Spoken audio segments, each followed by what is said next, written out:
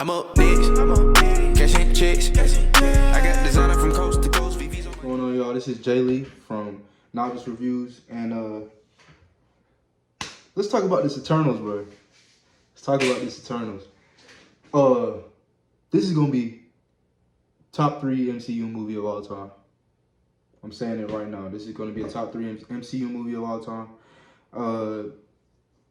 It's gonna be better than Spider-Man 3. Gonna be better than Spider-Man 3. Y'all can kill me for it, y'all can hate me for it, but watch what I tell y'all. It's gonna be better than Spider-Man 3. Spider-Man 3 is gonna be a popcorn movie that's gonna satisfy y'all's nostalgia. It's gonna give y'all something to sit back and watch a bunch of action with not a. It's gonna be a decent narrative probably, but it's not gonna be an amazing narrative.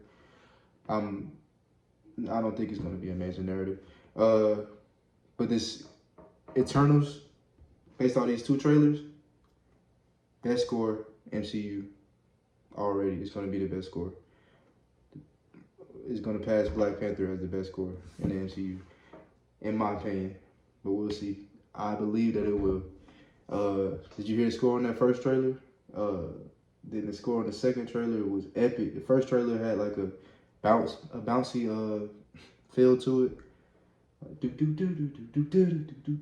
forgot exactly what it sounded like, and then the second trailer had just an epic score with the horns blowing loud and a ton of action, bro. The first trailer gave you a glimpse into the narrative behind it. Second trailer gave you narrative and action.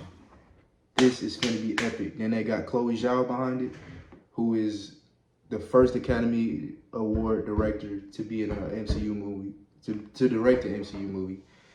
So the narrative, I'm telling you, the narrative is gonna be on point, bro.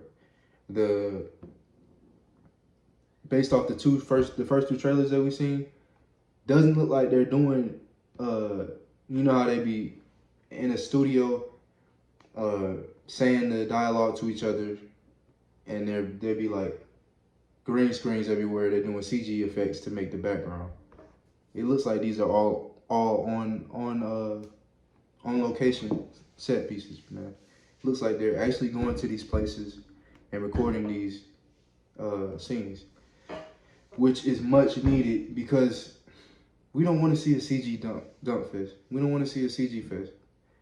It's cool to use CG with the fighting and maybe it's an enemy that you like. The deviants can be CG. The fighting could be CG to an extent, but we don't need the backgrounds to be CG. If you can go on location, that is the best thing for a movie, man. And this is gonna draw. I believe it's gonna draw top-notch directors to come to the MCU. After seeing this movie and how Chloe Zhao is going to direct this movie, it's going to draw some big-time directors to come over. Also, they got the scales are epic. The narrative is epic. They talk about how Thanos did the snap, and 5 years later, they snapped. Somebody snapped again, and the half of the world that was gone came back, and it created an energy that allowed the Celestials to pretty much come and try to destroy it. It gave the Celestials energy to come destroy the world again. So something like that. I don't remember exactly what it was, but it's showing how the Eternals are needed to come back now to try to stop this. The stakes are high.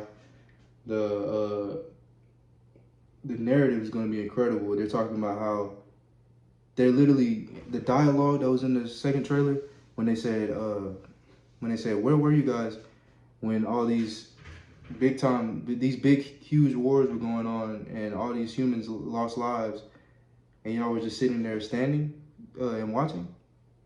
And they said they wanted to interfere, but they couldn't because they had to take directions from a higher power, which was the Celestials.